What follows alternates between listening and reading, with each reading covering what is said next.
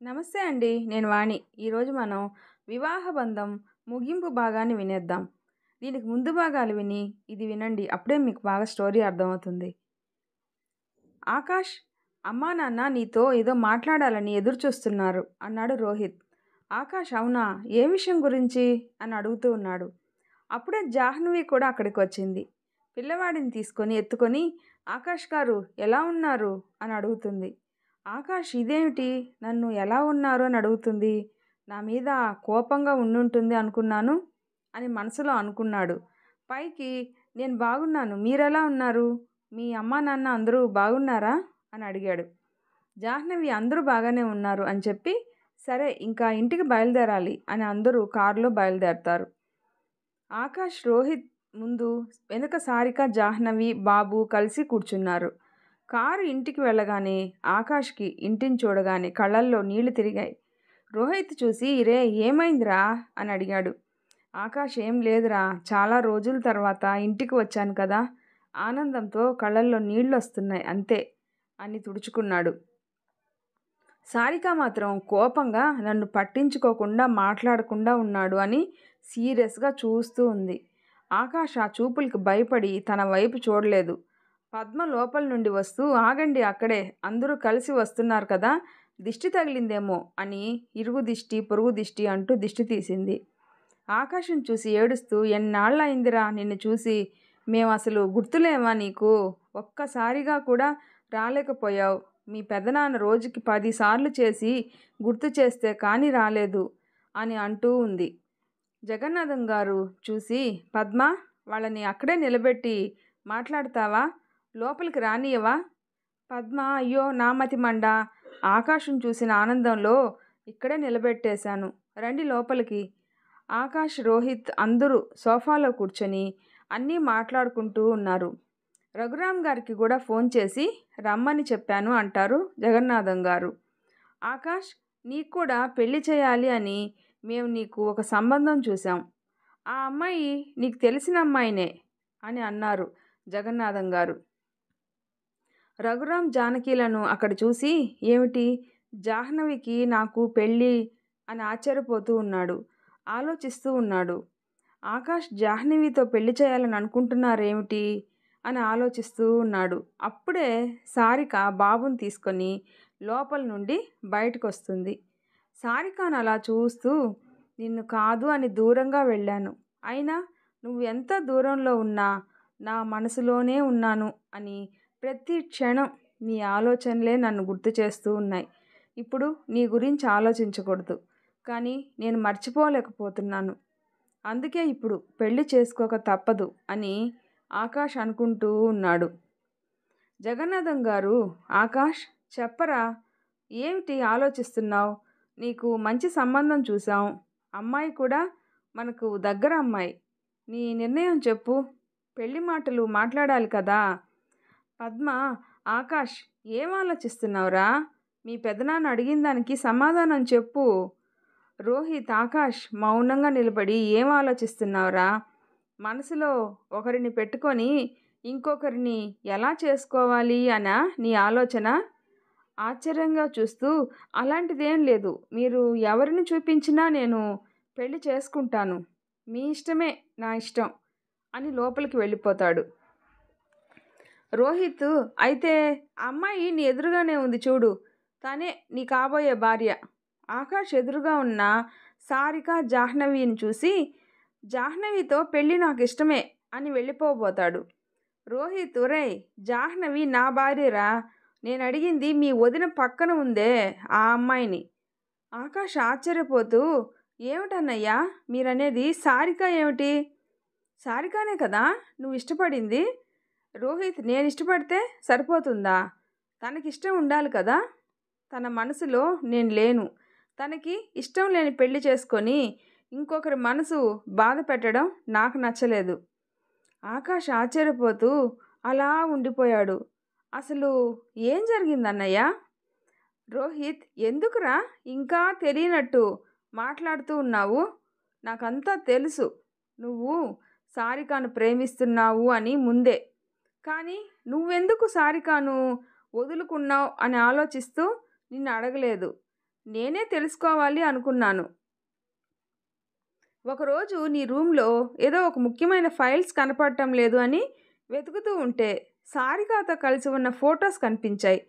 ఆ రోజే అడగాలి అనుకున్నాను, కానీ అడగలేకపోయాను. అప్పుడే నువ్వు కూడా అమెరికాకు వెళ్తాను అని, పెళ్లి రోజు వరకు కూడా ఉండడం కష్టం అన్నావు. నువ్వు అంతలా ప్రాణంగా ప్రేమిస్తున్న సారికాను మోసం చేసి వదిలేసావనే అనుకున్నాను. కానీ పెళ్లి రోజే తెలిసింది చివరి నిమిషంలో.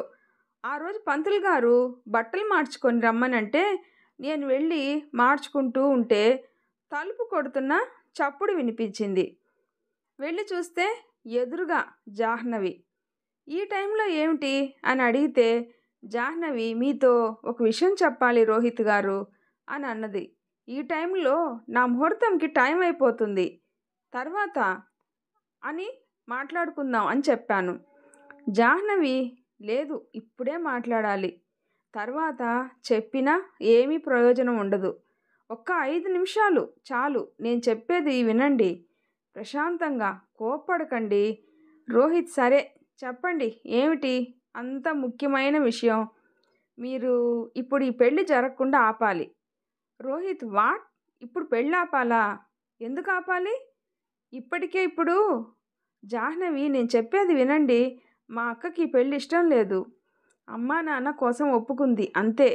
ఇష్టం లేని పెళ్లి చేసుకొని తను బాధపడుతూ ఉంటే మీరు చూస్తూ సంతోషంగా ఉండలేరు, అందుకే చెప్తున్నాను. రోహిత్ ఏమిటి జాహ్నవి, ఇప్పటికిప్పుడు మీ అక్కకి పెళ్ళి ఇష్టం లేదు అని చెప్తే నేనేం చేయాలి చెప్పు? వచ్చిన వాళ్ళందరిలో మా పరువు ఏమవ్వాలి? జాహ్నవి పరువు కంటే ప్రాణాలు ముఖ్యం రోహిత్ గారు. ఇక్కడ మా పరువు కూడా పోతుంది పెళ్ళి ఆగిపోతే. కానీ సారిక ఆ అబ్బాయిని తప్ప ఇంకా ఎవరినీ పెళ్లి చేసుకోలేను అని ఏడుస్తూ ఉంది. తన బాధ చూడలేక మీతో ఈ విషయం చెప్పాలి అని, మీరు అర్థం చేసుకొని వాళ్ళని కలుపుతారు అని అనుకున్నాను. కానీ మీకు పరువు ముఖ్యమని అనిపిస్తుంది. మీ మీద నాకు చాలా గౌరవం, ఇష్టం ఉంది, కానీ మీరు ఎలాంటి వారో అర్థమైంది అనింది. రోహిత్ ఆగు జాహ్నవి, సారిక ప్రేమించింది ఎవరిని ఇంతకీ చెప్పు? నేనేమి నువ్వు అనుకున్నంత చెడ్డవాడినైతే కాదు, నేను కూడా మంచి ప్రేమికుణ్ణి. నీ బాధ నాకు అర్థమైంది. మీ అక్క సంతోషం కోసం మీరు పడే తపన నచ్చింది. ఇప్పుడు చెప్పండి, ఎవరు అబ్బాయి? తను ఇక్కడే ఉన్నాడా? జాహ్నవి ఇక్కడే ఉన్నాడు, ఎవరో కాదు, మీ తమ్ముడు ఆకాష్నే మా అక్క ప్రేమించింది. కానీ మీరు తనని ఇష్టపడ్డారు అని, మీకోసం త్యాగం చేస్తున్నారు అని ఆకాష్ సారికాల గురించి చెప్పింది. రోహిత్ అలాగే కూర్చుండిపోయాడు. నా సంతోషం కోసం తను ప్రాణంగా ప్రేమించిన అమ్మాయిని త్యాగం చేస్తున్నాడా అని ఏడుస్తూ ఉన్నాడు. ఆకాష్ ఎక్కడున్నాడు చూద్దాం పద, సారికాకి ఆకాష్కి పెళ్లి జరిపించేలా చేస్తాను అని బయటికి వచ్చేసరికి సారిక తలుపు తీయడం లేదు అని కంగారు పడుతూ ఉన్నారు. సారిక లోపల, ఆకాష్ నీతోనే జీవితం అనుకున్నాను, నీ ప్రేమతోనే జీవితాంతం కలిసి ఉండాలి అని కోరుకున్నాను. కానీ నువ్వు నన్ను దూరం పెడుతూ ఉన్నావు. నా ప్రేమ నీకు మాత్రమే సొంతం, నా మనసులో నీకు తప్ప వేరే ఎవ్వరికీ చోట్లేదు అని అనుకుంటూ ఏడుస్తూ తన చేతిలో ఉన్న పాయిజన్ మూత తీసి చూస్తూ ఉంది. నువ్వు లేకుండా నా జీవితాన్ని ఆనందంగా గడపలేను. నువ్వు నాకు దూరం అయిన ఈ క్షణం నేను కూడా నీకు దూరంగా వెళ్ళిపోతాను అని అనుకుంటూ ఉంది. జాహ్నవి, రోహిత్ తలుపు కొడుతూ ఉన్నారు, తీయడం లేదు. కిటికీ దగ్గరికి వెళ్ళి చూశారు. అక్క నా మాట విను, రోహిత్ గారు ఆకాష్కి నీకు పెళ్లి చేయడానికి ఒప్పుకున్నారు అని అన్నది. అప్పుడు సారిక కానీ ఆకాష్ ఒప్పుకోడు కదా అని ఏడుస్తూ ఉంది. రోహిత్ తలుపు పగలగొట్టి సారిక చేతిలో ఉన్న సీసా పడేసి తన చెంప మీద కొట్టాడు. రోహిత్, సారిక నీకు పిచ్చా? ఎందుకు ఇలా చేస్తున్నావు? మీ చెల్లిని చూడు ఎంత ఏడుస్తుంది నీకోసం. రోహిత్ ఏమైందిరా అని జగన్నాథం గారు, పద్మ అందరూ అడిగారు. అప్పుడు ఆకాష్ సారిక ప్రేమ గురించి చెప్పి బాధపడుతూ, వాడు నేను ఇష్టపడ్డాను అని నా కోసం త్యాగం చేస్తున్నాడు అని చెప్పాడు. అందరూ మరి ఇప్పుడు ఏం చేస్తావురా, వాడిక్కడ లేడు, పెళ్ళి మధ్యలో ఆగిపోయింది అని తెలిస్తే అందరూ మన 2 కుటుంబాల గురించి ఏమనుకుంటారు అని జగన్నాథం తల పట్టుకున్నాడు. నాన్న, మీరు ఏమీ కంగారు పడకండి, ఇప్పుడు పెళ్ళి జరుగుతుంది అని రోహిత్ అన్నాడు. ఎలారా, ఆకాష్ ఎక్కడ ఉన్నాడో, ఈ పాటికి ఫ్లైట్ ఎక్కేసి ఉంటాడు కదా అనింది పద్మ. నేను చెప్పేది ఆకాష్ సారిక పెళ్ళి గురించి కాదు. వాళ్ళ పెళ్ళి ఎప్పుడు ఎలా చేయాలో నాకు తెలుసు. ఇప్పుడు జరగబోయేది నా పెళ్ళి. నీ పెళ్ళా? ఎవరితోరా అని అందరూ చూస్తూ ఉన్నారు. రోహిత్ రఘురామ్ జానకి దగ్గరికి వెళ్ళి, అత్తయ్య, మావయ్య, మీరు ఏమీ అనుకోను అంటే మన కుటుంబాల మంచి కోసం ఒక్కటి అడుగుతాను, ఒప్పుకుంటారా? రఘురామ్, చెప్పు బాబు, ఏమిటది? మన కుటుంబాల పరువు పోకూడదు ముందు, అదే కావాలి మాకిప్పుడు. రోహిత్ జాహ్నవి వైపు చూస్తూ, మరి మీ 2వ అమ్మాయిని నాకు ఇచ్చేయాలి అంతే, ఇంకా ఏమీ కోరడం లేదు అని కాళ్ళు పట్టుకొని, మీరు నో మాత్రం చెప్పకండి మావయ్య, ప్లీజ్ ప్లీజ్ అని బ్రతిమాలి వాళ్ళని ఒప్పిస్తూ ఉన్నాడు. రఘురామ్, అదేంటి బాబు, మీరు సారికాని ఇష్టపడి జాహ్నవిని చేసుకుంటే బాగుంటుందా అని ఆలోచిస్తున్నాను. రోహిత్, మావయ్య, నేను సారికాను పెళ్లి చూపుల్లో ఇష్టపడి పెళ్ళికి ఒప్పుకున్నాను, కానీ తనకిష్టం లేకుండా పెళ్లి చేసుకోవడం బాగోదు. అలాగే జాహ్నవి సారిక ఆకాష్ల సంతోషం కోసం తను పడిన బాధను చూసిన తర్వాత తనపై నా మనసులో ఇష్టం కలిగింది. తర్వాత తనకి కూడా నేను ఇష్టమే అని మాటల్లో అర్థమైంది అని అన్నాడు. అందుకే అడిగాను, ప్లీజ్ మావయ్య ఒప్పుకోండి, జాహ్నవికి ఏ కష్టం రాకుండా సంతోషంగా ఉండేలా చూసుకుంటాను. అందరూ జాహ్నవి వైపు చూశారు. జాహ్నవి కూడా సిగ్గుపడుతూ తల కిందకు దించుకొని నవ్వుకుంటూ ఉంది. అందరూ వాళ్ళని చూసి నవ్వుకొని సంతోషపడి ఆ ముహూర్తంకే రోహిత్ జాహ్నవిలకి పెళ్లి జరిపించారు. ఇదంతా విన్న ఆకాష్ సంతోషపడి, రోహిత్ను, నన్ను క్షమించన్నయ్యా, నేను నీ దగ్గర నిజం దాచి నీకు సారికాకి పెళ్లి జరగాలి అని అనుకున్నాను అంతే అని ఏడుస్తూ ఉన్నాడు. రోహిత్, ఎందుకురా ఆకాష్ ఏడుస్తున్నావు? నా సంతోషం కోసం నీ సంతోషం గురించి ఆలోచించకుండా సారిక అంటే ఎవరో తెలియనట్టే ఉన్నావు. నా కోసం నువ్వు ప్రాణంగా ప్రేమించిన అమ్మాయిను త్యాగం చేయాలి అని చూసావు. దానికి నాకు చాలా సంతోషంగా ఉంది. నాకు జన్మ ఇచ్చిన అమ్మా నాన్నలు లేరు అని అనుకుంటే నాకు మంచి ఆనందకరమైన జీవితాన్నిచ్చి పెంచి పెద్ద చేసిన పెద్దనాన్న పెద్దమ్మల కోసం నేను ఏమైనా వదులుకుంటా. మన కుటుంబం సంతోషమే నాకు ముఖ్యం. పద్మ, జగన్నాథం ఆకాశం చూసి గర్వపడుతూ, మా సంతోషం కోసం నీకు ఇష్టమైన అమ్మాయిని వదులుకోవడం ఆ దేవుడికి కూడా ఇష్టం లేదు. చివరి నిమిషంలో చూడు, మా అందరికీ నిజం తెలిసేలా చేశాడు దేవుడు. రఘురామ్, జానకి, అవును మరి ఇంకా ఏముంది, అబ్బాయి కూడా వచ్చేసాడు కదా, మంచి ముహూర్తం చూసి పెళ్లి చేసేద్దాం అని నవ్వారు. ఆకాష్ సంతోషపడుతూ ఉంటే సారిక మాత్రం కోపంగా నాకు ఇష్టం లేదు అనేసి వెళ్ళిపోతుంది గదిలోకి. ఆకాష్ అలా చూస్తూ నిలబడిపోయాడు. రోహిత్, రే వెళ్ళురా, తను ఇన్ని రోజులు చాలా బాధపడింది, నువ్వు వస్తావా రావా అని ఎదురు చూస్తూ ఉంది, తనని ఎలా ఒప్పిస్తావో ఒప్పించు పెళ్ళికి. జగన్నాథం, రఘురామ్ కూడా వెళ్ళు బాబు అని అంటారు. సారిక కోపంగా మంచం మీద అటు తిరిగి కూర్చొని ఉంటుంది. ఆకాష్, సారీ సారిక, నన్ను క్షమించు, నువ్వు ఇప్పుడు ఎలా చెప్తే అలా ఉంటాను, ఇంకా నీ మాటకి నేను ఇంకా అడ్డే చెప్పను, పెళ్ళికి ఓకే చెప్పు. సారిక, నేనేమీ ఓకే చెప్పను, నేను నీ కోసం ఎన్ని నిద్రలేని రాత్రులు గడిపానో నీకు తెలియదు. ప్రతి క్షణం నీ ఆలోచనలతో ఏడుస్తూ నిన్ను తలుచుకుంటూ నరకాన్నే అనుభవించాను. నన్ను ఒంటరిగా వదిలేసి దూరంగా వెళ్ళిపోయావు. కంటికి నిద్ర లేదు, ముఖంలో నవ్వు లేదు, మనసుకి ప్రశాంతతే లేదు. తెలియని దిగులు, మనసు నిండా వేదన, చెప్పలేనంత బాధ గుండెలో, తెలియని భయం, జీవితం మీద ఆశ లేదు. నువ్వు లేకుంటే నేను ఏమైపోతానో అని అనిపించింది. బ్రతకాలన్న ఆలోచన కూడా లేదు. ఇంక నువ్వు రావు అనుకొని మళ్ళీ ఏదో ఒక చిన్న ఆశ వస్తావేమో అని నా కోసం. ఆకాష్, ఇప్పుడు నేను వచ్చాను కదా, హ్యాపీ కదా, పెళ్లి చేసుకుందాం, ఇంకెప్పుడు బాధ పెట్టను బంగారం. సారిక ఇప్పుడొచ్చి పెళ్లి చేసుకున్నారా అంటున్నాడు. ఇన్నాళ్ళు ఏమైపోయావు? నేను ఎలా ఉన్నాను, ఏం చేస్తున్నాను, ఉన్నానా లేదా అని పట్టించుకోలేదు. నేను చచ్చిపోయి ఉంటే నా విలువ తెలిసేది నీకు అని గుక్క పెట్టి ఏడుస్తూ ఉంది. ఆకాష్, పిచ్చిదానిలా మాట్లాడొద్దు సారిక. నీకేమైనా అయితే నేను తట్టుకోలేను. నీకేమైనా ప్రమాదం వస్తే అది ముందు నా ప్రాణాలే తీసుకోవాలి. సారిక ఏడుస్తూ ఒక్కసారిగా, ఆకాష్, నేను పిచ్చిదాన్నే, నువ్వు అన్నది నిజమే.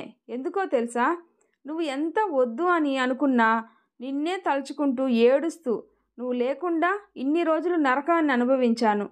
నన్ను క్షమించు సారిక. నేనెంత బాధ పెట్టానో దూరంగా ఉండి ఇప్పుడు అర్థమవుతుంది. ఇంకా ఎప్పుడూ నిన్ను విడిచి వెళ్ళను. మనం ఎప్పటికీ కలిసే ఉండాలి అని తనను పట్టుకొని గుండెలకు హత్తుకొని నుదుటిన ముద్దు పెట్టుకొని తనను దగ్గరకు తీసుకొని కళ్ళు తుడుస్తూ, ఇంక చాలు, ఇంక నేను వచ్చేసా కదా, పద, అందరూ బయట మన కోసం ఎదురు చూస్తూ ఉన్నారు. ఇప్పుడు పెళ్ళికి ఓకే కదా, లేకపోతే ఇంకో అమ్మాయిని ఎవరినైనా చూసుకోనా?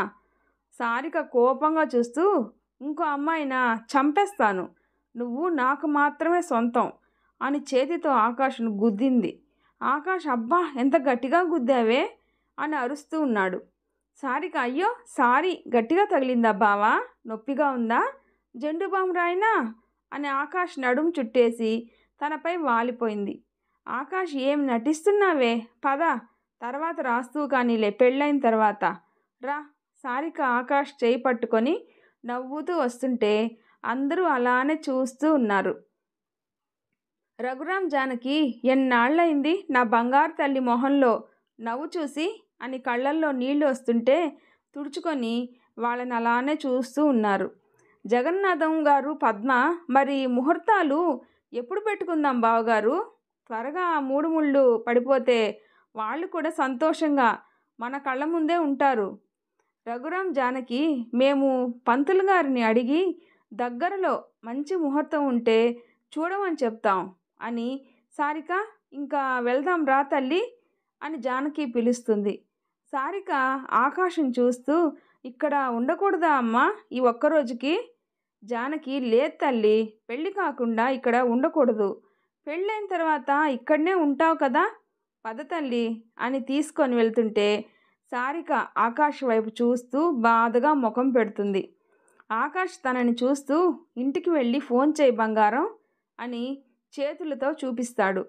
సారిక అలానే చేస్తాను అని చెప్తూ వెళ్ళిపోతుంది. నెల రోజుల తర్వాత 2 కుటుంబాల మధ్య, బంధువులు స్నేహితుల ముందు, పంచభూతాల సాక్షిగా 4 దిక్కులు అదిరిపడేలా పచ్చని పందిట్లో వేదమంత్రాలు చదువుతూ ఉన్న ఈవేళ ఆకాష్ సారిక మెడలో తాళి కట్టాడు. ఒకరి వెంట ఒకరు 7 అడుగులను వేస్తూ అడుగులో అడుగు అయ్యి ఒకరికి ఒకరు నీడలా తోడుగా ఉండాలి అని ఒకరి వెంట ఒకరు నడిచారు. సారిక ఆకాష్ పెళ్లి జరిగిన తర్వాత వారి మొదటి రాత్రి సారిక ఆకాష్ మాట్లాడుకుంటూ ఉన్నారు. ఆకాష్ సారిక ఒడిలో పడుకొని తన కళ్ళల్లోకి చూస్తూ ఉన్నాడు. సారిక, ఏమిటి అలా చూస్తున్నావు బంగారం?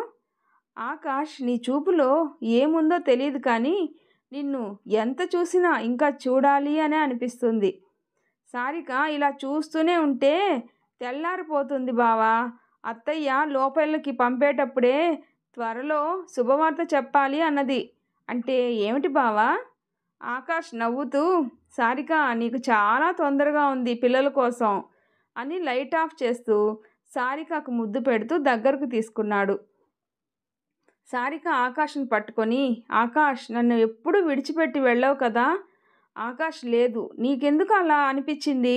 రాత రాసిన బ్రహ్మ సాక్షిగా, జన్మనిచ్చిన అమ్మ సాక్షిగా నా ప్రాణం ఉన్నంత వరకు నిన్ను విడవను అని మాటిస్తున్నా. మన బంధం ఎప్పటికీ ఇలానే ఉండాలి అని సారిక ఆకాష్ గుండెలపై పడుకొని ముద్దు పెట్టుకుంది. ప్రేమ అనేది ఎప్పుడు పుడుతుందో, ఎలా పుడుతుందో, ఎవరి మీద పుడుతుందో తెలియదు. చూపులతో కలిసి మాటలతో మొదలయ్యేది కాదు ప్రేమ. మనసులో పుట్టి మట్టిలో కలిసే వరకు ఉండేదే నిజమైన ప్రేమ. ప్రేమించిన వారిని పెళ్లి చేసుకోవాలి అని అందరికీ ఉంటుంది. ప్రేమించే మనసు అందరికీ ఇస్తాడు. కానీ ప్రేమించిన వారిని పెళ్లి చేసుకునే అదృష్టం కొందరికి మాత్రమే ఆ దేవుడిస్తాడు. వివాహం అనేది తల్లిదండ్రుల బాధ్యత. వారి చేతుల మీదుగా అందరినీ ఒప్పించి చేసుకోవాలి. అప్పుడే జీవితం సంతోషంగా ఉంటుంది. వివాహ బంధానికి అర్థం ఉంటుంది. ఈ కథ మీకు నచ్చినట్లయితే ప్లీజ్ లైక్ చేసి షేర్ చేయండి, సబ్స్క్రైబ్ చేసుకోండి. స్టోరీ ఎలా ఉందో తప్పకుండా కామెంట్ చేయండి. ముగింపు మీకు నచ్చిందా లేదా తప్పకుండా కామెంట్లో చెప్పండి. Thanks for listening.